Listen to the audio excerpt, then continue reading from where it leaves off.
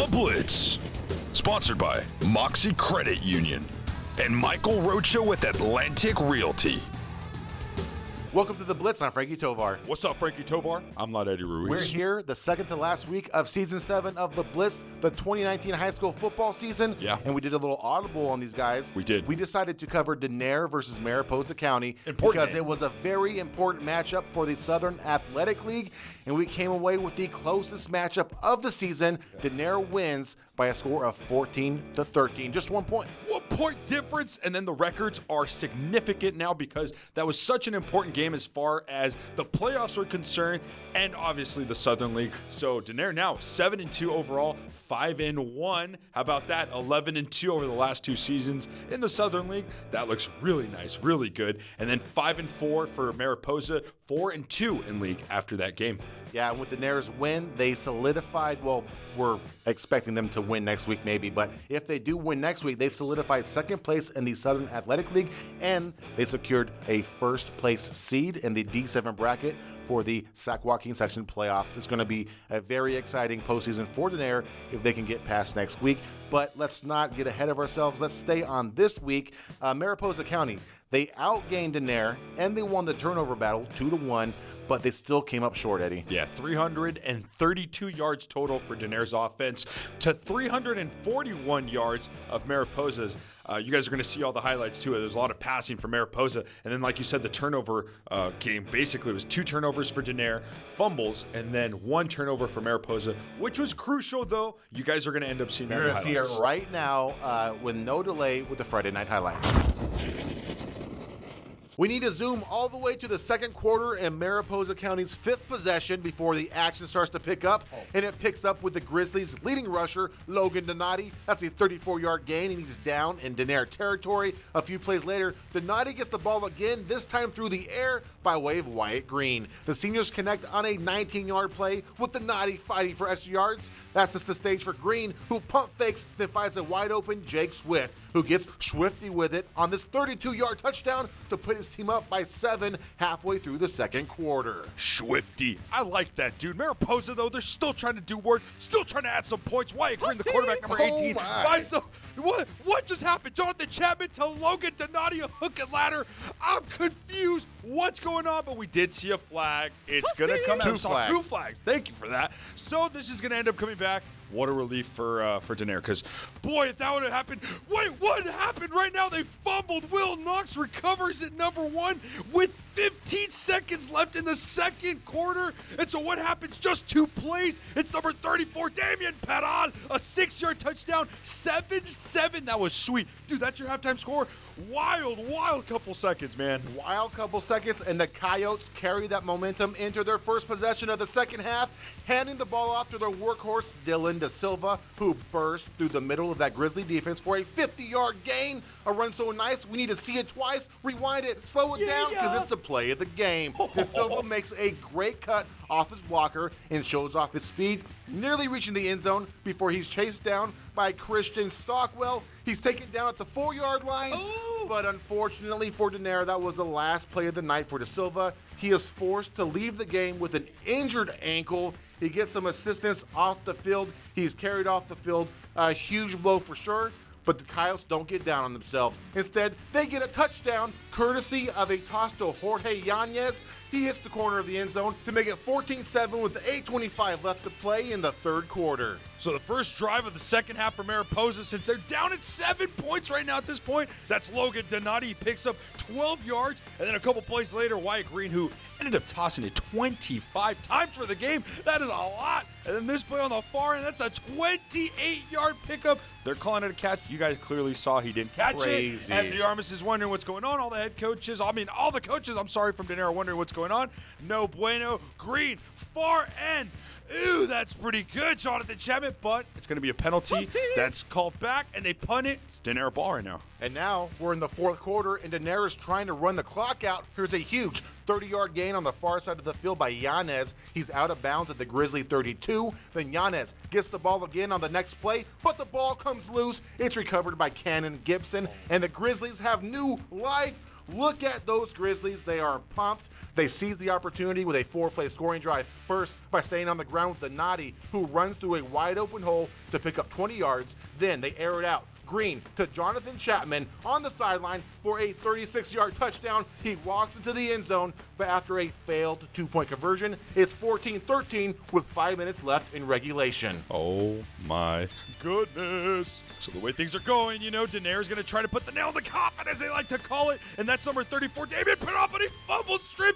Number 3 recovers, Cannon Gibson from Mariposa. That is huge. I'm telling you, there's 3:27 left on the clock in the game at this point. So what are they doing? Logan Donati, this kid had over 100 yards rushing. He's marching down the field, 12-yard pickup, and then he's going to, Wyatt Green's going to get sacked. Jacob Carlos, big sack right there. And then this play right here intended again for Chapman. It's going to be PI, a little bit obvious. So that puts them in pretty good territory. A 29-yard field goal attempt.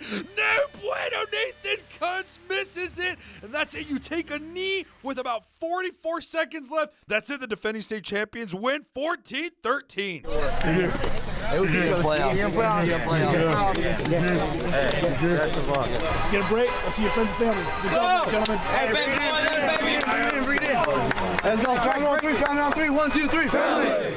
All right, so following that win, how about Anthony Armas, the defending state and San Joaquin section Division 7 champion head coach?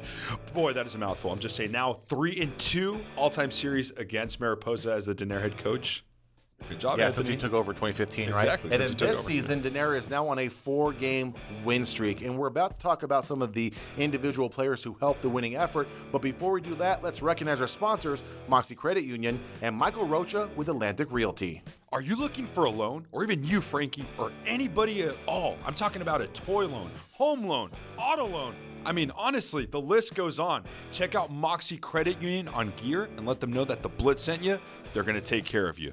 And if you're in the market for a new home, there's only one person in this area you need to call or talk to, and that's Michael Rocha with Atlantic Realty. Whether you're a buyer or a seller, Michael Rocha will assist you every step of the way. As a buyer's agent, he'll make your ideal home a reality.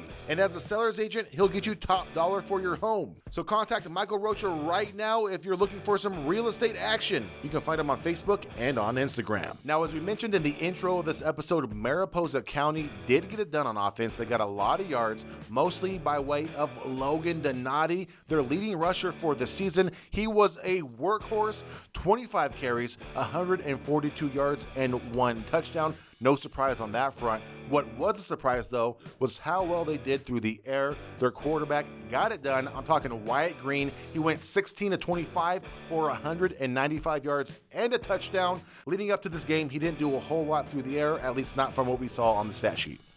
Yeah, and then you take a look at Denair's stats, a couple of standouts right there. He did get hurt, but Dylan De Silva, man, while he was in there, a workhorse, 14 carries, 85 yards, which were crucial. We saw that. And then Cody Martinez, 4 carries, 35 yards. And then we also had another guy, which we're going to mention too. But first, let's give a shout out to the Denair defense because they held it down. They did. They were on the cusp of potentially losing a few times there. I mean, it's a 1-point game.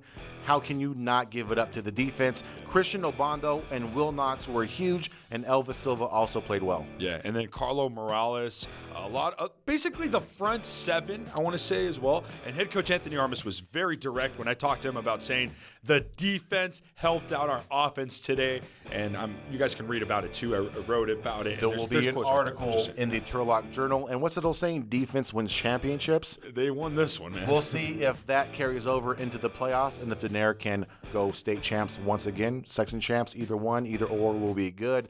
And someone who will be a huge contributor to the effort if it happens, Jorge Yanez, he really stepped up after De Silva went down. 19 carries, 104 yards, and 1 touchdown. Stud, and George. so it's no surprise, Jorge, George, whatever you want to call him, you better call him the player of the game. We knew that they were going to come out, hit hard. They always do. They were going to run, try to run it down our throat, try to throw it on us, but we just were able to knuckle up and make big plays. It's exciting, finally to come out here on senior night. We didn't put many points up on the board, but we were able to get it done, and it feels really good to come out here and just win for our hometown. We just never let ourselves get down. Anytime anybody made a mistake, we'd pick them back up. They knew what they were supposed to do. They didn't do it. On to the next play. We both lost Strip and Christian so we knew that this was a big game for our league and to get the #1 seed in the playoffs. Basically, I don't want to jinx anything, but if we're able to win out and win next week against Waterford, then we have the #1 seed in the D7 playoffs. So hopefully everything goes well. Next up for Denair is a road game, the final game of the season. They're going to go take on Waterford, and Waterford is on the bottom level of the Southern Athletic League. Still a trap game.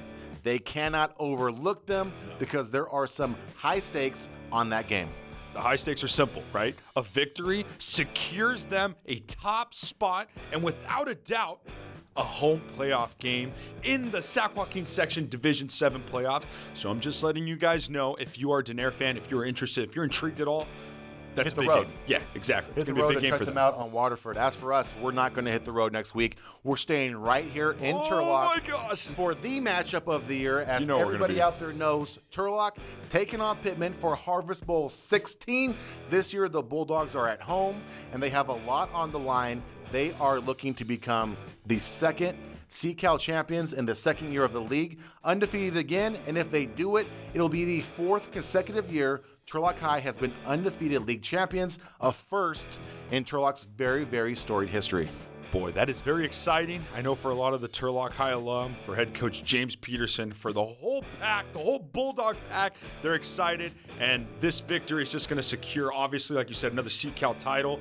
They're 7-8, so they would tie that series with Pittman all time, which that would be crucial. A lot of bragging rights, a lot of talking, so to speak, I guess, kind of goes around with that rivalry. But it's a lot of fun in games. It's always just such a big buildup.